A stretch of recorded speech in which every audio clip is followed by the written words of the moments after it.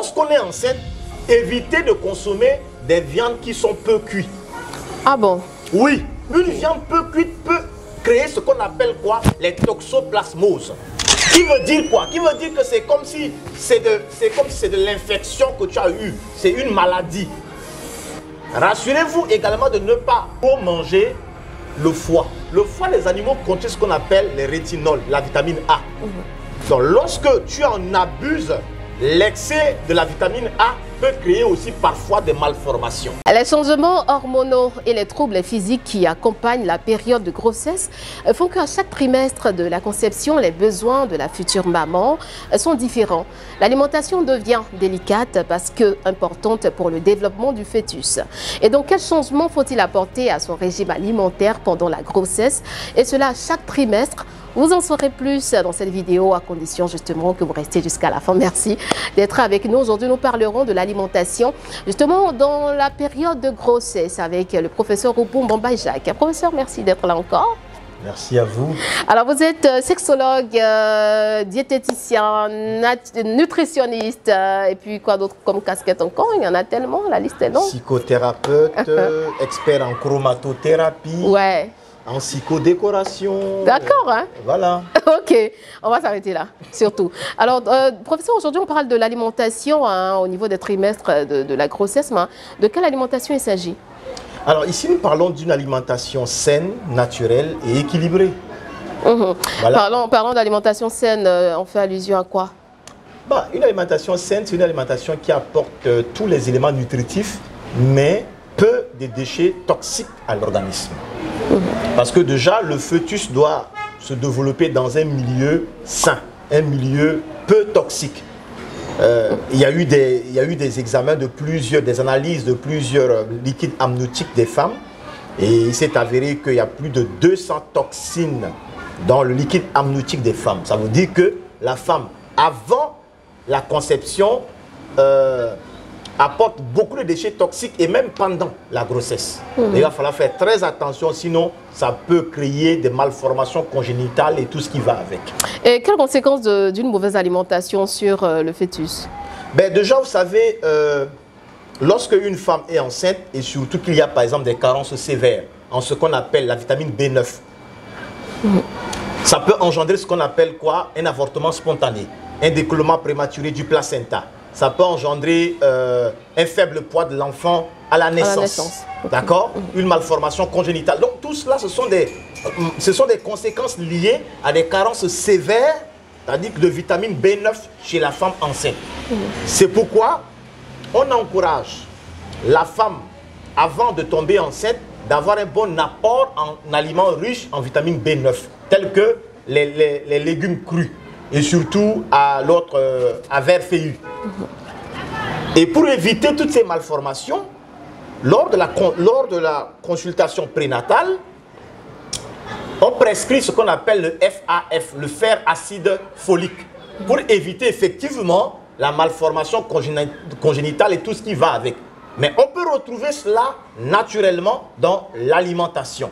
Et le nutriment clé du premier trimestre de la grossesse, c'est quoi? C'est la vitamine B9. D'accord. Les 3 premiers mois de la grossesse, le nutriment clé, comme je le disais tout à l'heure, c'est la vitamine B9.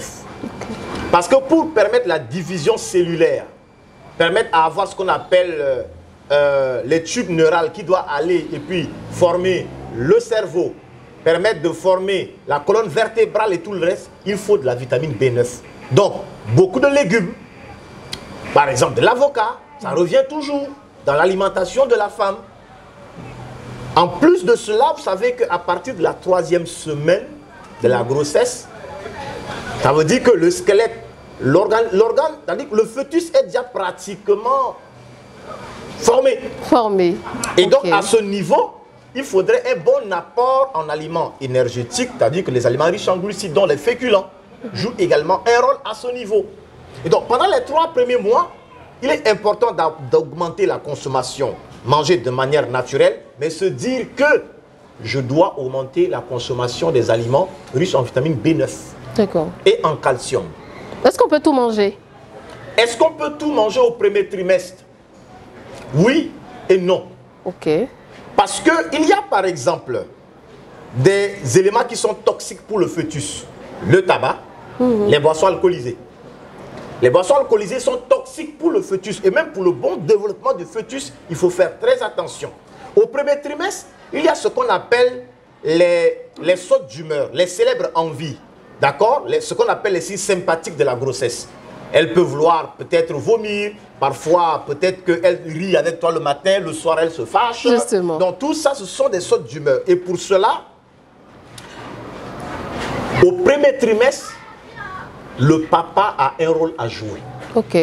Ça veut dire qu'au-delà de l'alimentation des parents, que la femme doit manger, le papa doit également être toujours présent, avoir une communication bienveillante. Voilà, si tu sais que la femme pendant le premier trimestre aime beaucoup plus des oranges, ou bien soit de la tomate, ou bien de l'avocat, au fur et à mesure, il faut que tu apportes cela à la maison.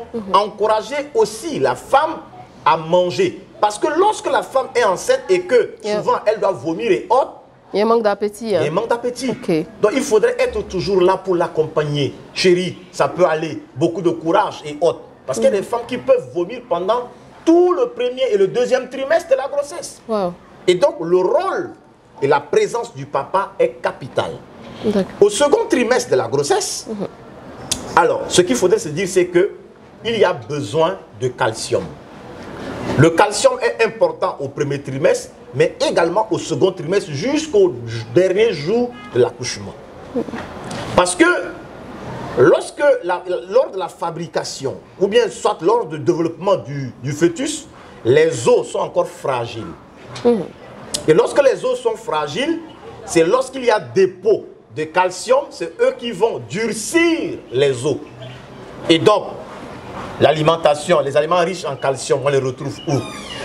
Par exemple, on a les poissons avec arête. Ah, oui, d'accord. Ils contiennent et de la vitamine D et de calcium. Nous avons le sésame qui est très très riche en calcium, j'insiste dessus. Parce que souvent lorsqu'on parle de calcium, les gens regardent directement le lait. Non, non. 100 grammes de lait apporte 135 mg de calcium. Alors que 100 grammes de sésame apporte 1000 mg de calcium, 10 fois plus que le lait. Donc aujourd'hui en Afrique par exemple, on a de sésame, on a des biscuits de sésame, on peut faire des boulettes à base de sésame.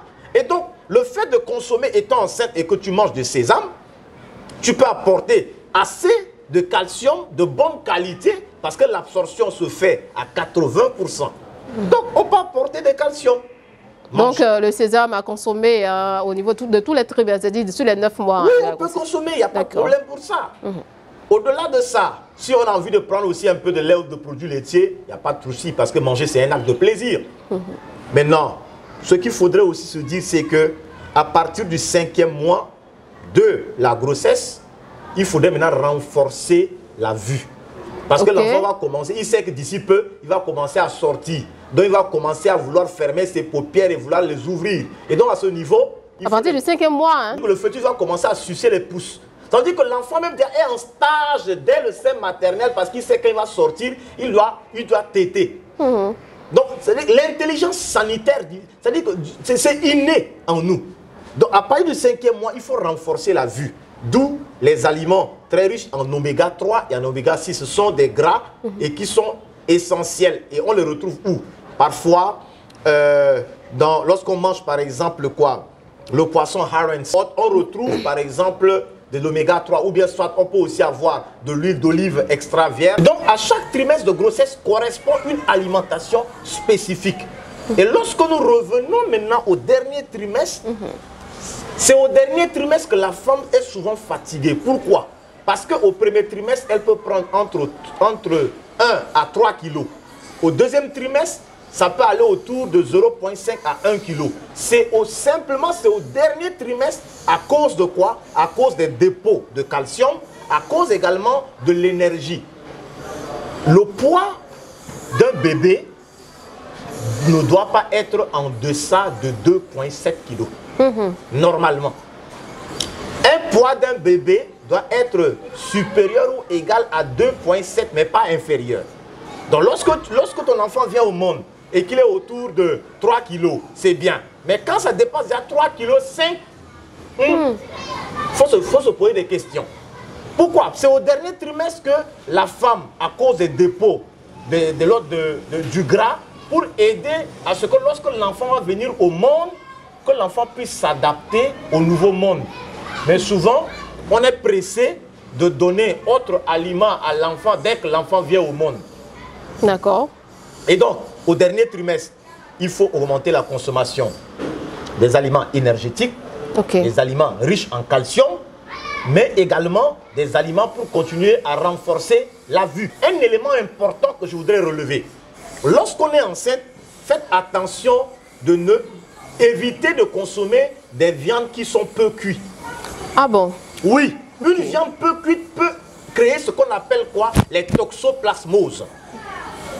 Qui veut dire? Qui veut dire quoi? Qui veut dire que c'est comme si c'est de l'infection que tu as eue. C'est une maladie. Et ça peut engendrer encore même des malformations plus tard. Donc, rassurez-vous que votre viande est bien cuite. Rassurez-vous également de ne pas, par exemple, trop manger le foie. Le foie des animaux contient ce qu'on appelle les rétinols, la vitamine A. Donc, lorsque tu en abuses, l'excès de la vitamine A peut créer aussi parfois des malformations. Donc, il faut manger le foie avec modération. Manger de la viande, se rassurer que c'est bien cuit. Et éviter, pendant qu'on est enceinte, de faire de régime. Parce que souvent, il y a des femmes qui disent que non, elles sont surpoids. Moi, comme il y a surpoids, je refuse de manger. Tu refuses de manger, il n'y a pas de problème. Le fœtus, lui, va s'arranger à puiser les réserves de nutriments. Mais qui va être fatigué plus tard? C'est toi, la maman. Donc, il faut toujours manger. Et lorsque tu sais que tu es enceinte et qu'il y a un problème de surpoids, ben, il faut voir un diététicien pour t'aider. Parce que c'est vrai que lorsque tu prends beaucoup de poids, et ça peut impacter sur ta tension artérielle. Et lorsque tu développes une hypertension artérielle associée avec une grossesse, ça peut créer ce qu'on appelle une pré-éclampsie et de l'éclampsie. Donc tu risques de véritablement parfois passer au trépas. Donc pour cela, il est important de veiller également sur son poids pendant qu'on est enceinte. Et lorsqu'une femme est enceinte, elle peut prendre même jusqu'à 12 à 20 kilos de son poids normal. Est-ce qu'on peut faire du sport pendant la période? Est-ce que c'est conseillé? Alors, le sport qui est... Déjà, ce qu'il faut savoir, c'est que la grossesse n'est pas une maladie. Ouais. C'est un état physiologique normal. Donc, lorsque une femme est enceinte, elle doit être active. Il faut marcher, il faut travailler. Parce que le fait d'être toujours sédentaire, ça va empêcher une bonne irrigation du sang de la tête aux pieds. Donc, à la maison, je peux bouger, je peux faire un peu de ménage, mais lorsque c'est une grossesse à risque, là, on te dit, il faut faire attention de bouger. Lorsqu'il y a une dilatation, par exemple, du col de l'utérus, déjà à ce niveau, on te dit non, il faut faire attention. Mais lorsqu'il n'y a pas un problème particulier, mais madame, la grossesse n'est pas une grossesse, il faut travailler. Mais il y a des femmes là, pendant qu'elle est enceinte, elle ne bouge pas. Elle est comme de tour de contrôle. Tout le monde bouge, mais sauf elle. Elle ne bouge pas, non. Je suis enceinte. Mon ami, la grossesse, ce n'est pas une maladie. Tu peux aller toi-même peut-être nettoyer un peu le salon. Le fait de bouger, ça permet de véritablement épurer l'organisme des déchets toxiques et permettre même à ce que le fœtus se développe harmonieusement. Et surtout pour toutes ces femmes-là qui abusent de la consommation des boissons alcoolisées. Certains même diront que non, quand je prends beaucoup de boissons alcoolisées, mon enfant va devenir clair. Oui, j'allais même vous parler. Merci bien d'avoir abordé ce sujet. Le temps de l'enfant, il faut toi, tu es noir, tu vas avoir un enfant clair à travers les boissons alcoolisées. Scientifiquement, ce n'est pas vérifié. Un verre d'alcool pour une femme enceinte est toxique pour le fœtus. Donc évitons cela, ou bien d'autres encore, pendant qu'elle est enceinte, elle va aller prendre le chicha. Elle va inhaler encore. C'est toxique. Tous ces éléments-là empêchent un bon développement du fœtus. Vous devez veiller sur le développement du fœtus parce qu'on peut avoir la malnutrition avant même que l'enfant ne vienne au monde. Oui, il y a des formes de malnutrition où l'enfant peut être déjà malnutri dans le sein maternel avant même que l'enfant ne vienne au monde. Donc faites attention à vos choix des aliments et de votre style de vie avant pendant et après la grossesse. D'accord. Merci. C'est très important. Merci bien, professeur Ouroupou Mbomba et Jacques, d'avoir été encore là pour nous donner assez de détails pour ce qui est de l'alimentation des femmes enceintes, justement sur les 9 mois de la grossesse. Merci à vous, chers internautes, de nous avoir suivis, likez, partagez, activez la cloche de notification. Surtout, abonnez-vous pour ne rien rater de nos différentes capsules. Et puis, on se dit bye bye et puis on se retrouvera très prochainement. Portez-vous bien.